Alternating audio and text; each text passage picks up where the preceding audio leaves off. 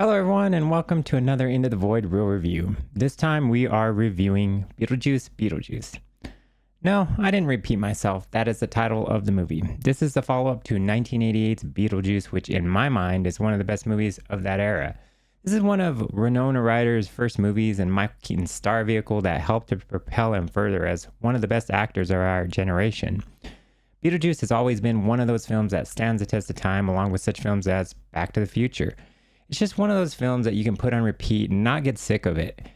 So you know the follow-up has huge shoes to fill, and there's always a huge risk involved when bringing a beloved movie back to the masses and hoping it can recapture that magic all over again. More movies have failed in retrospect than succeeded. Look at Ghostbusters, Jurassic Park, the recent Star Wars movies. I think this year has been more successful in this regard, however, with such movies as Twisters, Alien Romulus, and even The First Omen being able to bring back that nostalgia while still introducing a creative spin on familiar themes. Beetlejuice Beetlejuice, I'm happy to report, belongs in the latter list of films.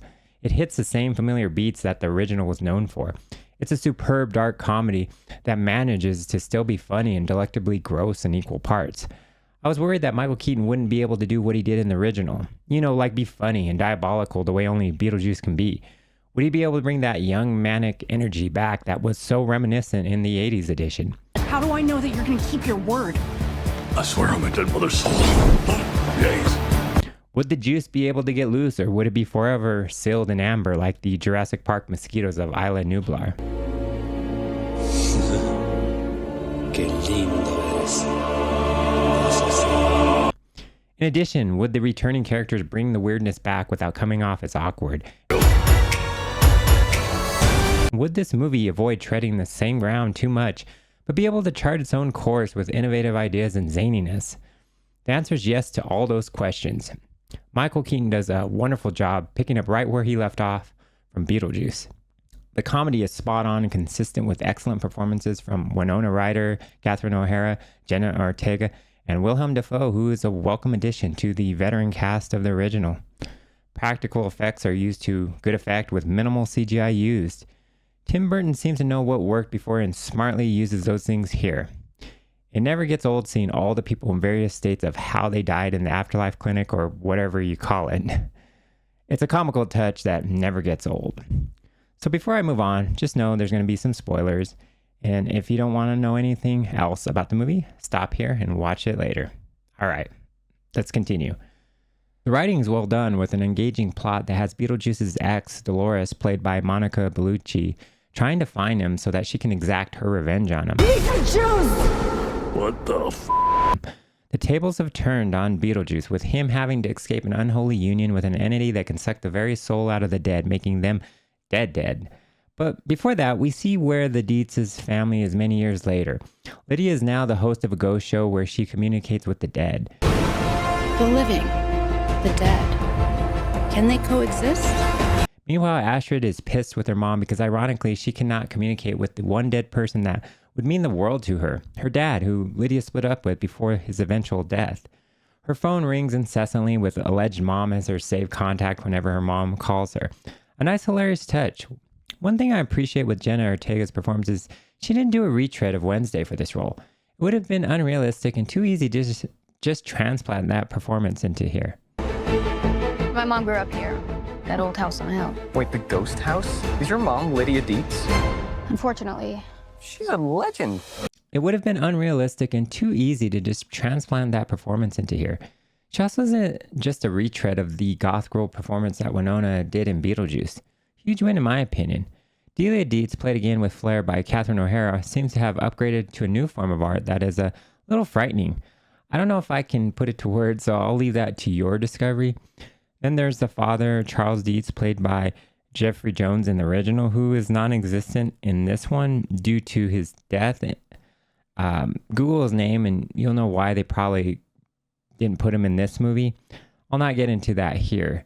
His likeness is recreated with some claymation in an early scene, and his after-death body doesn't bear any resemblance to his likeness, which you'll understand when you watch the movie.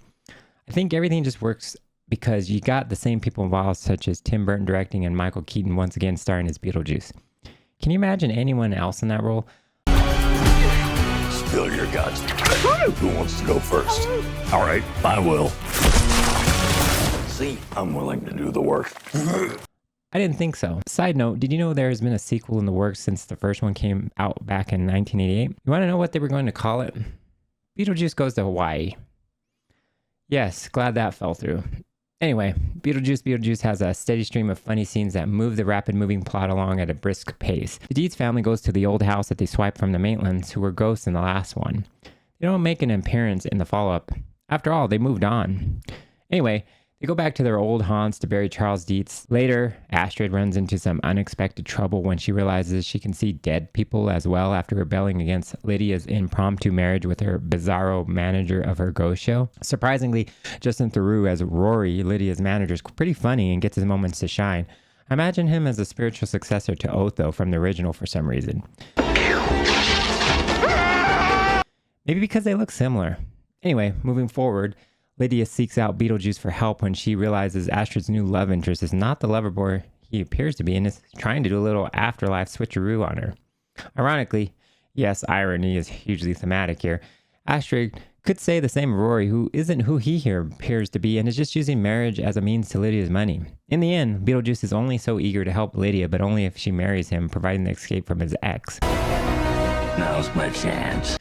Dolores, who is leaving the husk of her shriveled up victims in her wake.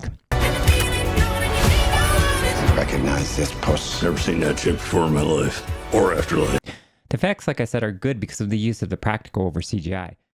There is, of course, the corniness of the sandworms in this one as well, but it adds to the weirdness and randomness that the underworld employs. Where the afterlife is so random. When Lydia releases Beetlejuice by saying his name 3 times, word gets out to Wilhelm Dafoe's character, Wolf Jackson, an actor playing a cop or a private investigator, if you will, and he sends out a crew of undead cops to fetch him. Wilhelm Dafoe's scenes are hit or miss, but I think he adds more than he detracts. Overall, I liked him here, but then again, I'm a fan of anything he puts out for the most part. In the end, Beetlejuice and Lydia work together to get what each want. There are some musical numbers that are used to a humorous effect that I won't elaborate on, but it worked rather well here.